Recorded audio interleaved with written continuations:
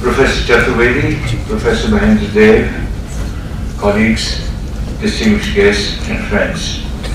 I consider it an honor and a privilege to be in your midst this morning, particularly delivering a lecture in memory of Professor R. Radhakrishna, who was a close personal friend, a close professional colleague, and in his going away, I think we have lost a very important member of our profession, not just in economics, but in the social sciences. The title of my lecture is Inventive with a Globalization Through the Lens of History. And I'm going to attempt to understand where we are and where we might go from here through my own understanding of history. The present era of globalization, which began life circa 1980, has created unparalleled opportunities and posed unprecedented challenges, not only for countries and people, but also for the world as a whole. During this period of just over 4 decades, there has been a dramatic transformation in both perceptions and realities of the process and its outcomes. To begin with, for the ideologues, markets and globalization were perceived as a mantra, if not a magic word, that would lead the world into a golden age of prosperity. So much so that in 1992, Francis Fukuyama thought of it as an integral part of what he described as the end of history. This was the dominant ideology in a unipolar world after the collapse of communism until the global financial crisis of 2008. The Great Recession that followed in its aftermath was perhaps the deepest crisis in world capitalism since the Great Depression of the 1930s. It disrupted the smooth sail of globalization.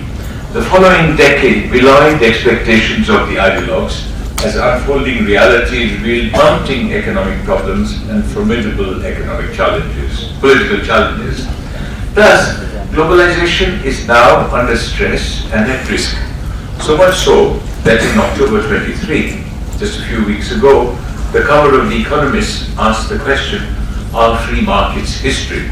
as it laments the rise of what it describes as homeland economics in a lead editorial.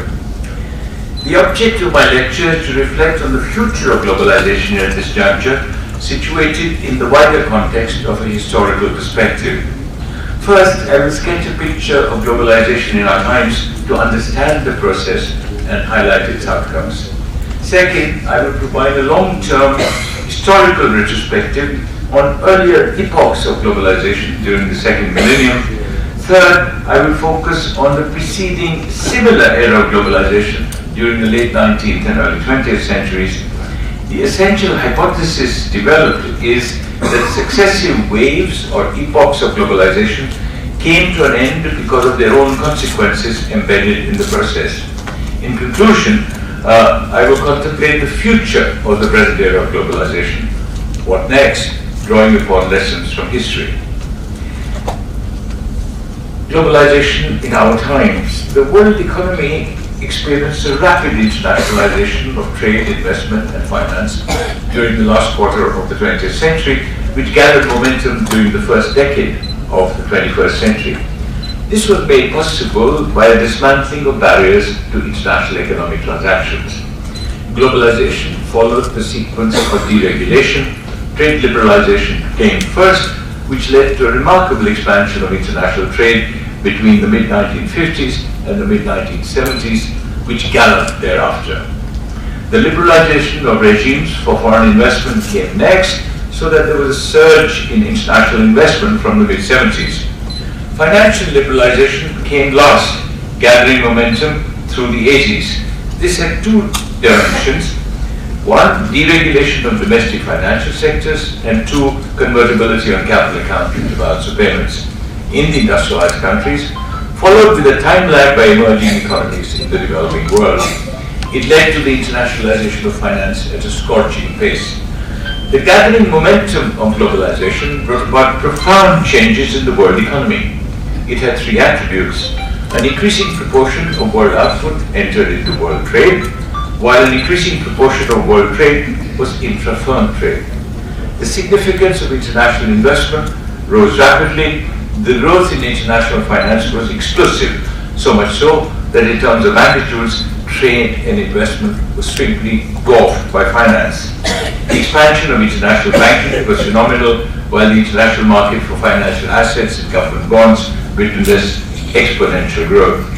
Now, in the 4 decades since the early 80s, the process has been characterized by uneven development and growing divergences. It would seem that globalization has created 2 worlds that coexist in space, even if they are far apart in well-being.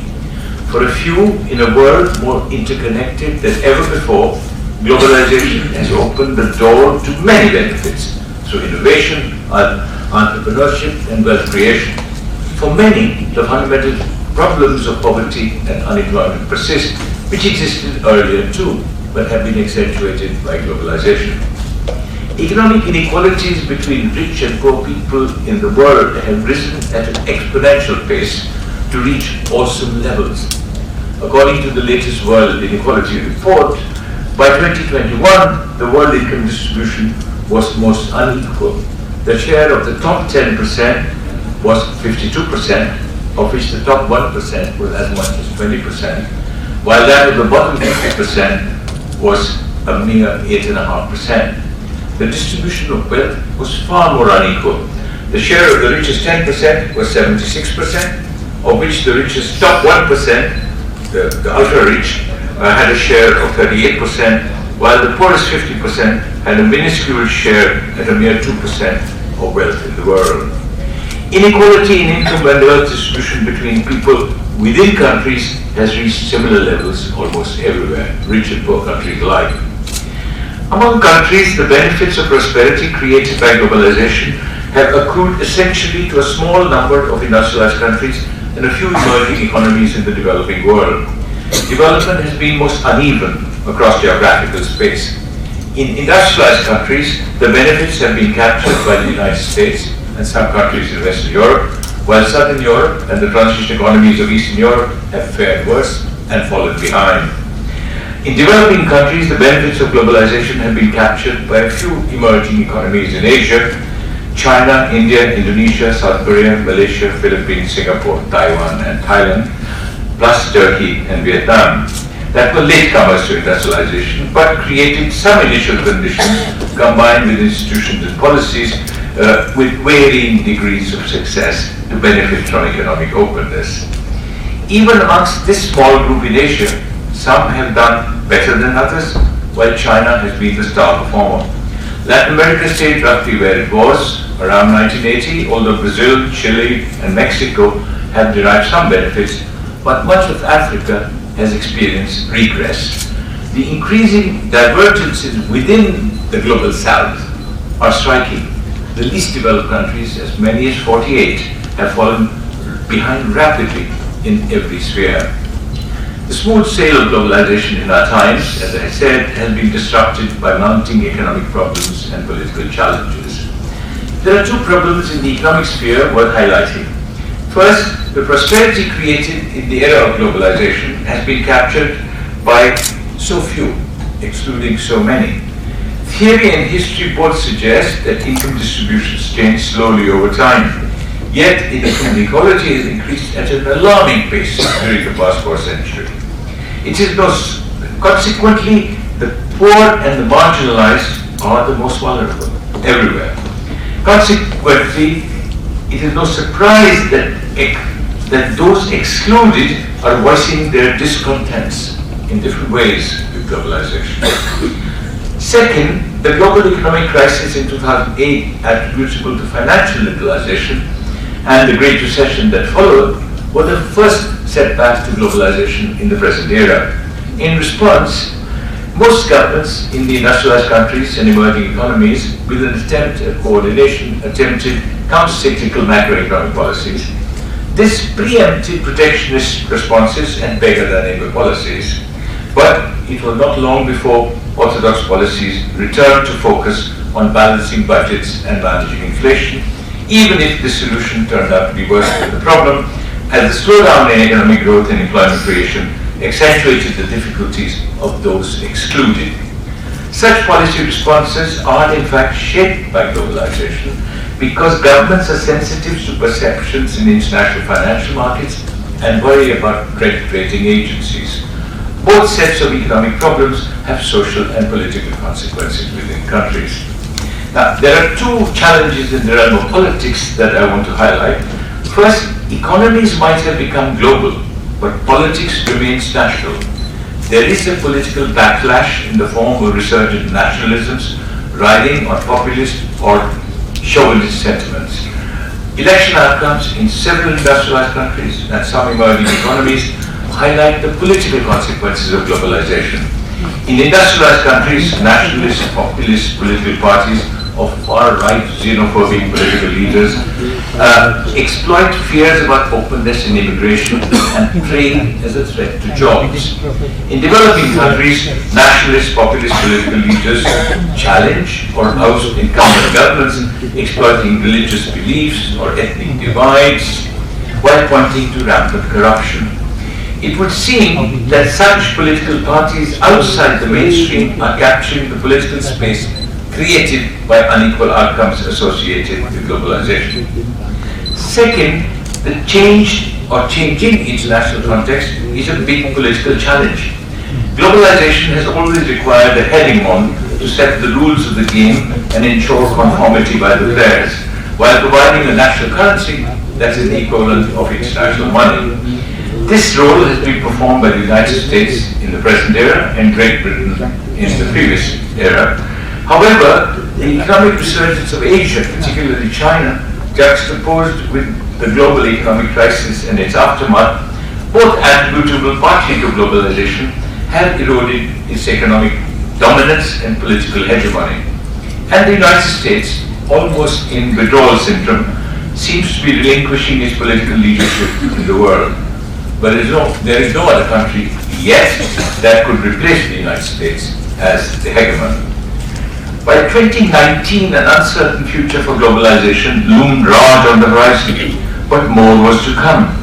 A novel coronavirus emerged from China, surfaced in different parts of the world in early 2020, and rapidly transformed into a global pandemic, which persisted for 2 years, turning the world upside down.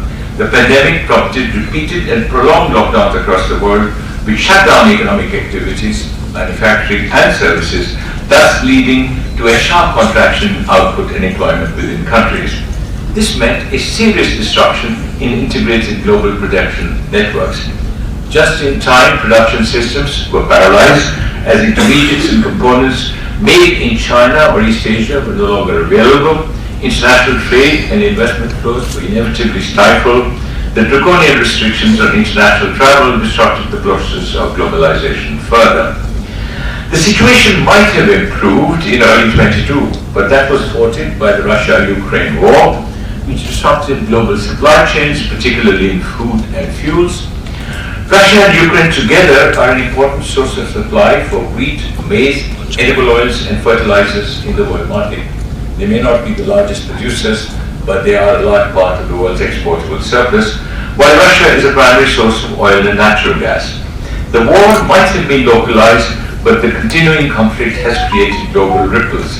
It has also accentuated uncertainty and risk in economic and political spheres, making markets nervous, constituting another body blow to globalization.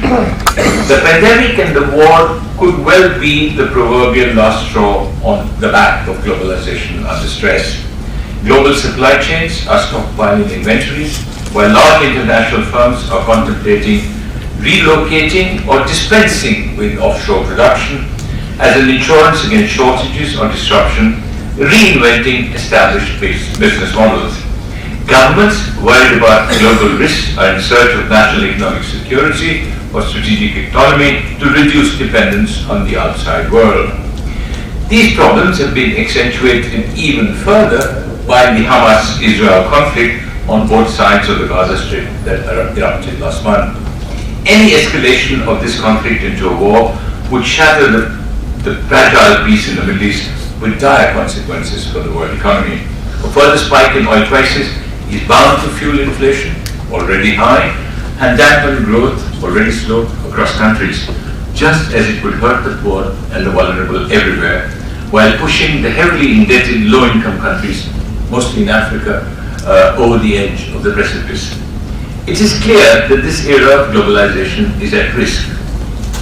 Is it an ebb, a pause, or an end?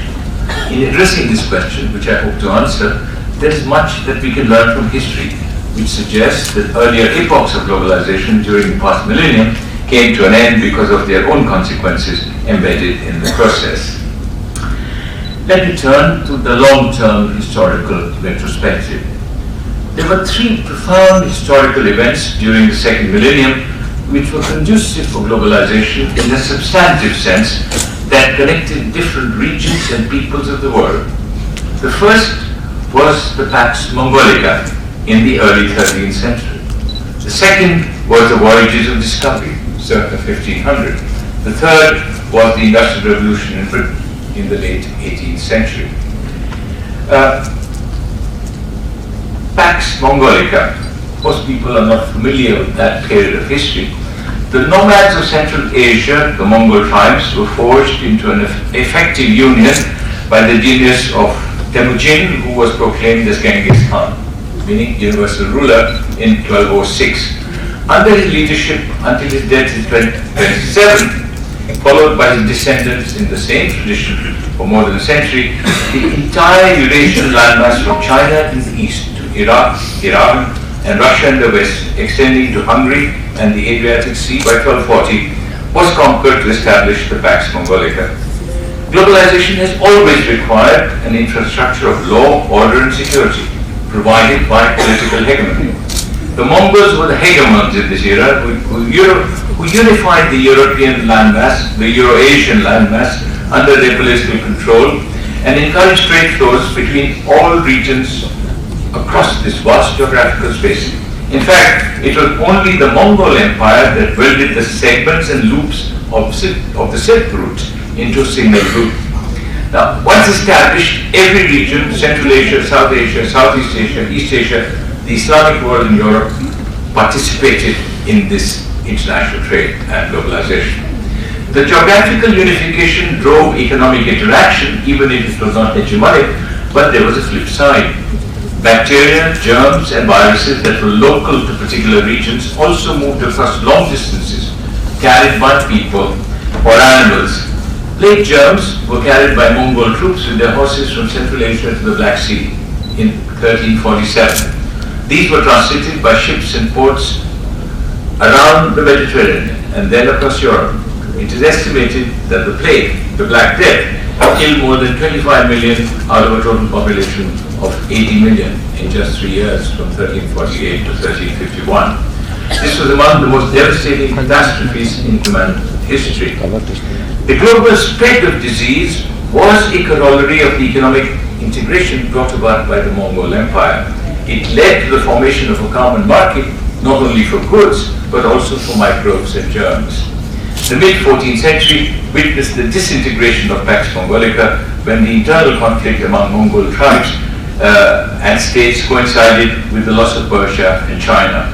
In the absence of imperial rule, trade routes were no longer safe, secure, and open. The Silk Route too was closed down by the Ottoman Empire in the early 15th century. It would seem that in this epoch, globalization sowed the seeds of its own destruction. The second story, voyages of discovery in the late 15th century, led by the Iberian states, were perhaps the next turning point. The Europeans were trying to bypass the Arabs who had monopolized the Asian maritime trade, hence there was a need to find a direct sea route to India, which could lead further east. The first milestone was attained in 1488 when Bartholomew Diaz found the southern tip of Africa that was aptly named the Cape of Good Hope. Christopher Columbus, a native of Genoa in Italy, peddled this idea of sailing across the Atlantic to many European states, ultimately supported by the monarchs of Aragon and Castile in Spain. Columbus sailed from Cadiz in 1492 with just 90 men in 3 ships to his momentous discovery, even if he rarely knew where he was, let alone where he was going. Vasco da Gama left Lisbon in 1497 with 2 ships and a support vessel to reach Calicut on the Malabar coast of India in May 1498. The voyages of Columbus to the Caribbean were followed by several Spanish expeditions. The exploratory flotilla, led by Hernan Cortes, of 11 ships, 100 sailors, and 500 soldiers, touched the Mexican coast of Yucatan and landed at Veracruz in April 1519. Just 2 years later, the mighty Aztec Empire was destroyed, not by arms or weapons or soldiers, but by germs that were brought from Europe. These voyages were brought to completion by Magellan's circumnavigation of the globe in 1531. Now, the sequence of discoveries that I have described led to the first phase of European colonial expansion in the early 16th century. It began with Spain and Portugal. The slave trade from Africa, the search for silver in the New World, and the colonization of the Americas were a part of this process, which unleashed a somewhat different dynamic in the formation of the world economy. It was the age of mercantilism in Europe. The acquisition of colonies was associated with the mercantile expansion of trade. Old world trade and new world silver turned out to be powerful complements in stimulating trade flows. As Europe paid for its imports of textiles, spices, porcelains, and silks from Asia by exports of silver obtained from the Americas. The New World provided Europe with a source of primary commodities such as sugar, tobacco, cotton, and timber, apart from the windfall ecological gains through access to indigenous plants like maize and potatoes, just as these colonies provided export markets for manufactured goods from Europe. The slaves from Africa provided labor from plantations, mines, and agriculture, while the migrants from Europe provided entrepreneurs in the New World. At the same time, profits from the slave trade generated an enormous amount of resources. This period, from 1500 to 1780, was, in my view, the second wave of globalization during the second millennium, in which Europe, Asia, the Americas, and Africa were all part of the process. The growing network of world trade laid the foundations for a specialization in production between continents, the benefits of which accrued in large part to Europe. It is no surprise that there was a struggle for hegemony in the emerging world economy. In the late 16th century, Portugal and Spain were displaced by Holland, a merchant oligarchy. As the Dutch rose to primacy in world trade, their dominance continued into the 18th century before it was lost to the British. In this world, where guns and sails were critical, power provided for plenty. This power was obviously sustained by economy and technology. Geopolitics shaped one's possibilities. Economic primacy was about state power and naval power, which provided protection for economic interests in distant lands and merchant ships in distant waters. Such competition for power unleashed political rivalries in Europe. The period after 1780 experienced a worldwide military conflict. It culminated in the Napoleonic Wars from 1803 to 1815. Trade was severely disrupted, but that was not all. Independence for the United States in 1776 and most countries in Latin America beginning around 1810 deprived European powers of most of their colonies in the New World. Globalization, which had evolved over 3 centuries in the age of mercantilism, came to an end once again, essentially because of the political challenges and conflict it created. The third episode is that of the Industrial Revolution. Now, it is ironical that this disruption coincided in time with the beginnings of the Industrial Revolution in Britain, which laid the foundations for the third wave of globalization during the second millennium that surfaced 75 years later. It had far-reaching implications and consequences not only for Europe, but also for Asia and the world economy. Its beginnings, the steam engine, cheap iron, and the steam jenny with the cotton mill, turned out to be transformative. The cotton mill pioneered the mechanization of industrial production. The steam engine produced energy through technology by using water and burning coal. The cheap iron came from coal that made it possible to substitute coke for charcoal in smelting. Taken together, these developments has created an engineering industry that could produce machinery to unleash large productivity increases. More was to come later, in the mid-19th century. From the same beginnings, the idea of railways began like much earlier, to haul coal in mines and from mines to rivers.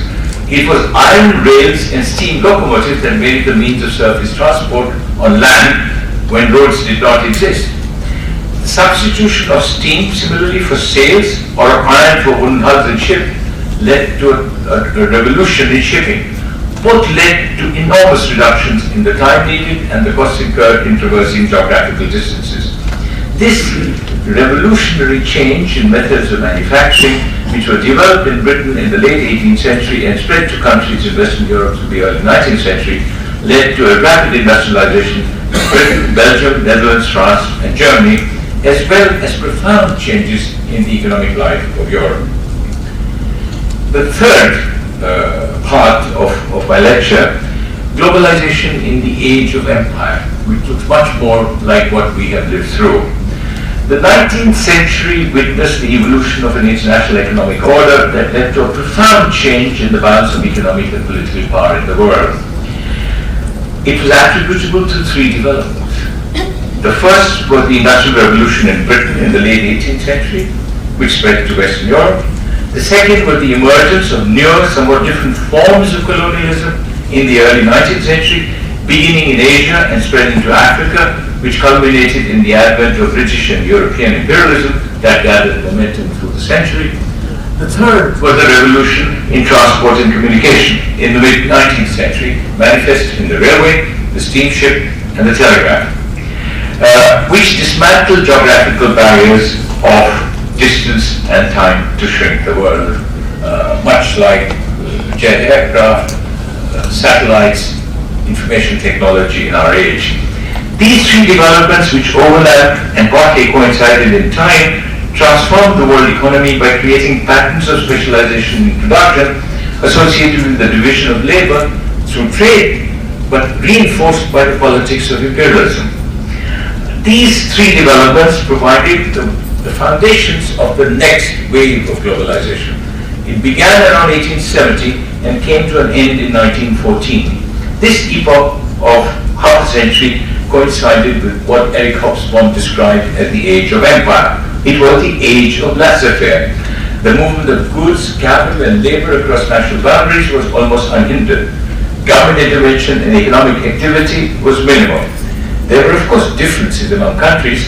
The openness of economies that characterized this era was associated with the rapid expansion in trade, investment, and finance across borders, much like in our times.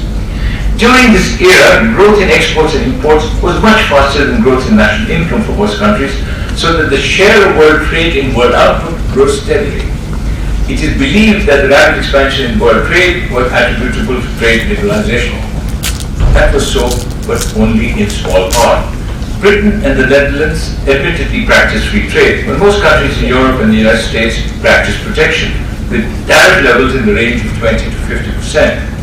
Free trade was, however, imposed on the rest of the world, Asia, Latin America, and Africa. Imperialism prized open markets in these continents through gunboat diplomacy or colonial dominance. Reality did not mirror the myth of free trade. There was a similar expansion of international finance, a similar expansion of international finance. Moody's rated bonds issued by 50 governments in 1913. To save time, I will skip this, but essentially there was a very rapid internationalization of trade, investment, and finance in this era, just as there was in our times. Now, this epoch of globalization, reinforced by the politics of imperialism, created huge asymmetries and inequalities in the world economy, which was divided into countries mostly with temperate climates that industrialized and countries mostly with tropical climates that did not industrialize. The geographical divides turned into economic divides. The industrialized countries prospered, but for countries in Asia and Africa, the same integration into the world economy led to underdevelopment. The rise of the West was concentrated in Western Europe and North America. The decline and fall of the rest were concentrated in Asia, much of it attributable to China and India. Now, This process was associated with a growing divergence in levels of income between 1870 and 1913 as a percentage of GDP per capita in Western Europe and North America. GDP per capita in Asia and also Africa dropped from 1/4 to 1/6. Between 1860 and 1913, the share of Asia, Africa, and Latin America and world manufacturing production, attributable mostly to Asia, in particular China and India, collapsed from 40% in 1860 to less than 8% in 1913, while the share of Europe, North America, and Japan rose from 60% to 92% in 1913. In 1830, these shares had been 60% for Asia, Africa, and Latin America, and 40% for Europe and North America. This is what I describe in my book, Catch Up, the Great Divergence and the Great Specialization. Now, the much greater competitiveness of industry in Britain and Europe, attributable to scale economies, sharply reduced prices of manufactured goods, also led to the demise of traditional industries in Asia, particularly China and India, which reduced their skill levels and technological capabilities over time. This process was reinforced by a politics of imperialism that imposed free trade and the economics of the transport revolution that dismantled the natural protection provided by geography, implicit distance and time, to hasten the process of the industrialization in Asia, with a devastating impact on China and India. Now, during this phase of globalization, some of the most open economies which practice free trade were among the largest recipients of foreign investment. India, China, and Indonesia experienced a stunning economic decline that led to their underdevelopment. The outcome was similar elsewhere in Asia and Africa. Export-oriented production in mines, plantations, and cash crop agriculture created enclaves within these economies which were integrated with the West, while a world economy in a vertical division of labor. But there were almost no backward linkages with local economies. Productivity levels outside export enclaves stagnated at low levels.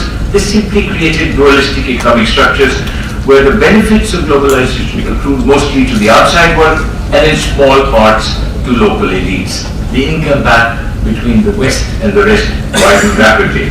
Now, much of the gains from international integration in this era accrued to the imperial countries which exported capital and imported commodities. There were a few countries, like the United States and Canada, new lands with temperate climates and white settlers that also derived benefits.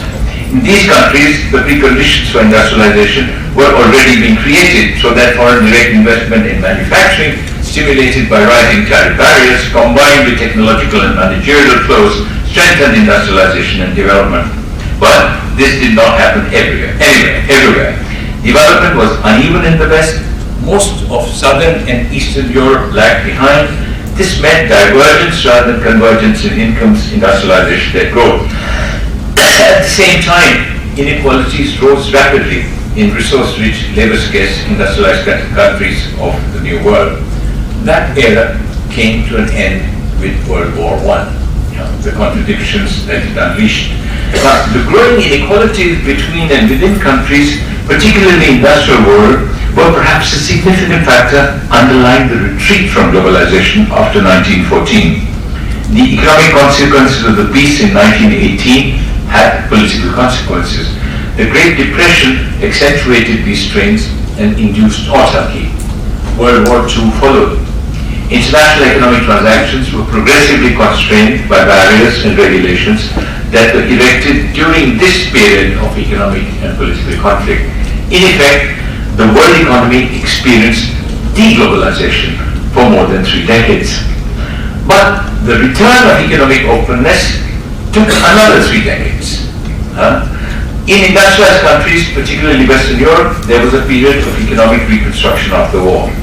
This coincided with the politics of social democracy, the idea of a welfare state, and the idea of shared prosperity, the great American dream. Economic openness in trade and investment remained restricted for some time. In developing countries at the beginning of the post-colonial era, there were concerns about unregulated markets and open economies, which were perceived as a cause of underdevelopment in the past. There was a consensus that developing countries must industrialize, in which state intervention and calibrated openness were an integral part of development strategies. Such thinking began to change almost everywhere in the mid-1970s. In politics, this process was reinforced strongly by the rise of Margaret Thatcher and Ronald Reagan in politics, which led to a profound ideological transformation in the West. It was the beginning of the era of globalization in our times. Okay? It's time for me to conclude. The moral of my story is simple. There is much that we can learn from history, for there is the past in our present. Indeed, the past might also help us to explore how the future might unfold. Of course, history does not repeat itself, but it would be wise to learn from history. During the second millennium, there were waves of globalization and deglobalization, which straddled continents and geographies, driven by trade and flag, war and peace, or technology and politics. For people who lived on those times, at every juncture, the process seemed unstoppable. So Francis Fukuyama was not the first one deceived. But history suggests that globalization has always been a fragile process. In fact, it has come to an abrupt and unexpected time, and many times in the past. The process has also been reversible, as globalization has sometimes been followed by a conscious deglobalization. The underlying reasons have been embedded in the consequences of the process of globalization, ranging from the spread of disease or pandemics to economic strains or political conflict between winners and losers, whether countries or people. Of course, the backlash has taken different forms at different times. Thus, globalization has never been and will never be, in my view, either the end of history or the end of geography. At this juncture, just over 4 decades since it began life, globalization in our times is confronted with multiple economic problems and political challenges. There was a distinct slowdown in growth during the 2010s. Economic recovery after the global pandemic has been slow. In many countries, national income in 2022 has just about returned to its 2019 levels. Economic inequalities within and between countries, as well as between rich and poor people in the world, have increased at an alarming rate during the past 25 years. The post-pandemic recovery, such as it is, has been K-shaped, so that economic inequalities have continued to rise. These mounting inequalities are not only sources of potential conflict, but in my view, ethically unacceptable and politically unsustainable. The Russia-Ukraine war persists. The Israel-Palestine conflict has resurfaced. There are conflicts driven by ethnic, racial, or religious divides, horizontal inequalities driving them within countries, across countries, and continents in the world. There is also a political backlash in the form of resurgent nationalisms, which are progressively more influential across countries. There are discernible economic strains and potential political conflict between winners and losers, whether countries or people. Much like the earlier episodes, the underlying reasons, I argue, are directly or indirectly attributable to the process of and outcomes associated with the present era of globalization. But that is not all. There is also a significant worrisome parallel with the past during the period of deglobalization during the 20th century. At this juncture, now, 2023, the world is in a state of flux. Economies are going through difficult times, if not crisis. Politics within countries is contentious, if not polarized. The geopolitical divides are visible and sharper than they have been for decades. International relations are strained, and there are several potential flashpoints across the world.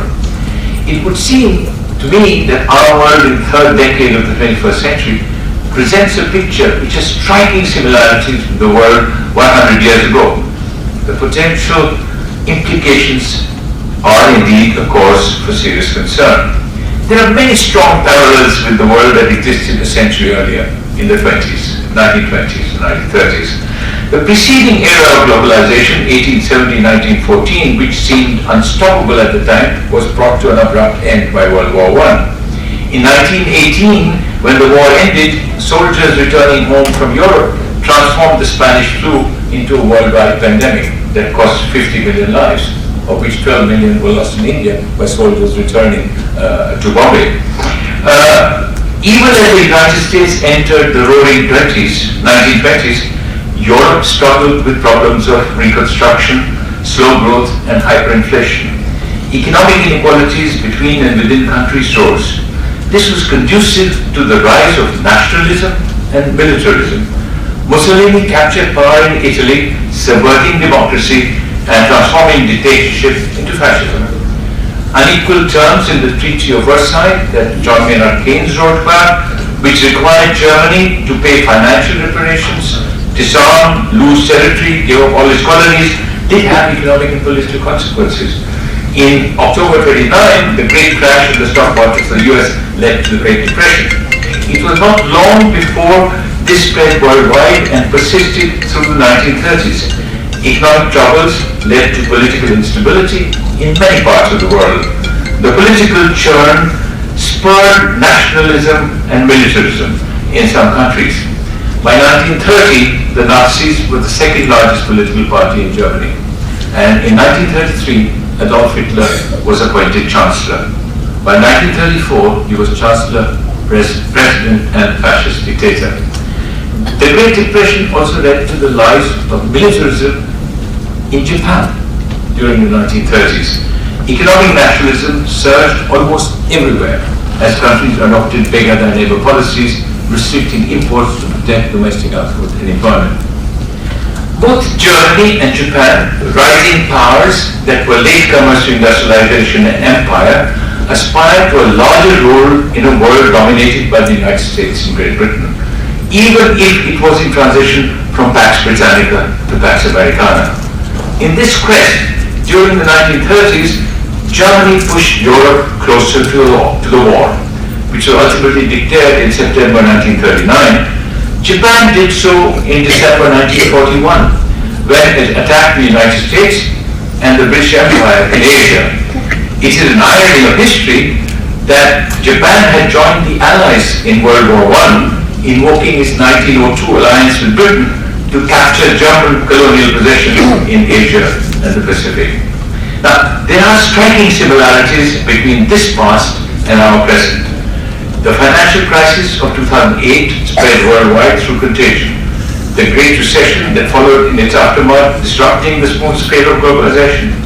The coronavirus pandemic, perhaps the proverbial last straw for globalization. Inequalities in income and wealth between and within countries are unprecedented. Slow growth, persistent inflation, and possible recession are only going to exacerbate discontents among people. The Russia-Ukraine war and the Israel-Palestine conflict could both have global implications. There is a pronounced shift in the balance of economic power from the West, not to the rest, but to Asia, and from the United States to China, which now aspires to superpower status. In my view, collective action is the only way to address the many challenges. Problems without passports need solutions without passports. But history suggests that established dominant powers are reluctant to cede economic or political space to latecomers. In conclusion, reckless even for an economist, I would suggest, or venture to suggest, that globalization in our times is nearing its end, unless enlightened national political leaderships recognize the importance of international collective action and find cooperative solutions. Whether it is war and peace or climate change or human well-being, all of it needs international collective action. Thank you for your patience.